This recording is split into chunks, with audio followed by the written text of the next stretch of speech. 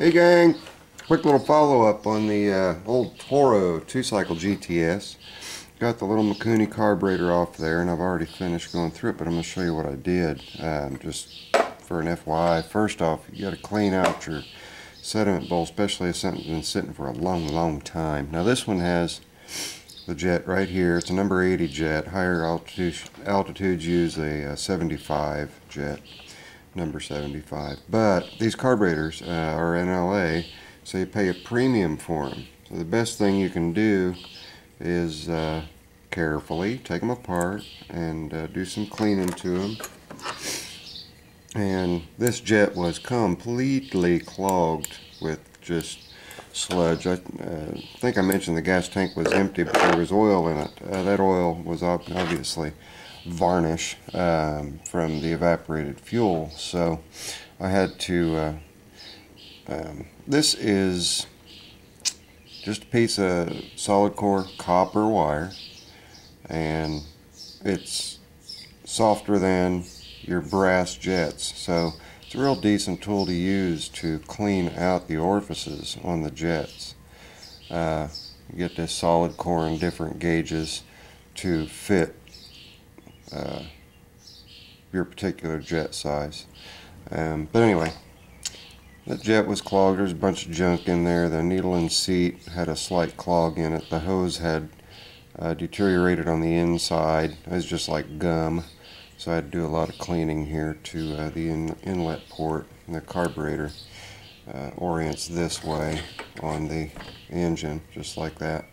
So all I've got left to do here is just put everything back together, set her on the floor, introduce some fuel to her. I already cleaned the gas tank out. These gas tanks on these particular models were prone to the seal separating here, so I'm not going to put a whole lot of fuel in this. Just want to make sure that it's running good.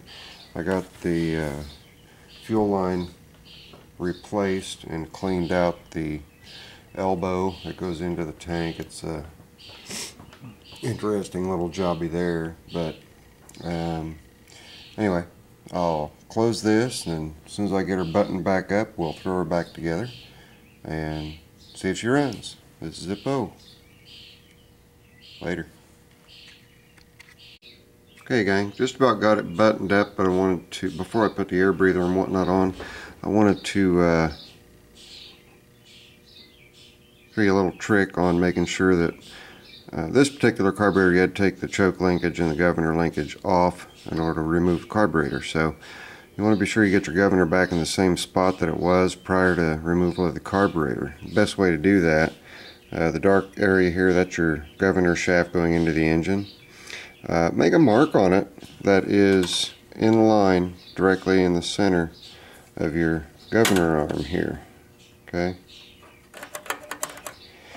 And when you do that, you take your governor arm off. When you go to replace it, just put it right back in the exact same spot. You can either mark it or scribe it. Just do something to mark it.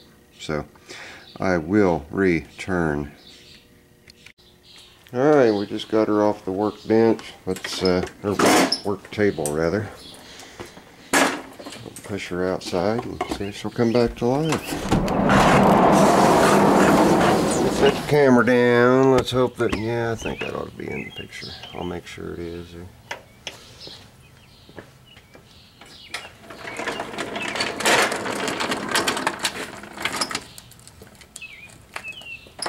we go.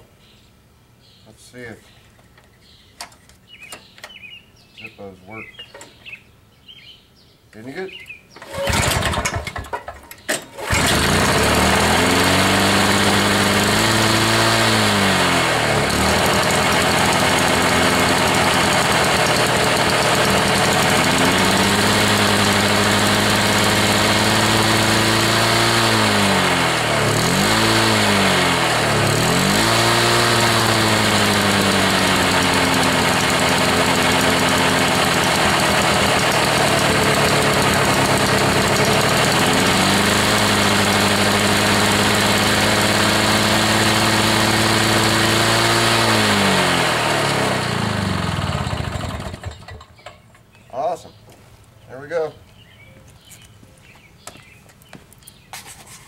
Has 2 pulls, cold. So that'll help somebody out. I have to adjust the governor a little bit. It's wanting to surge, so I'll check that out. But we're in business. Nice old 2-cycle. That sucker will run forever. Suzuki motor. That's it. We're done. I'm out.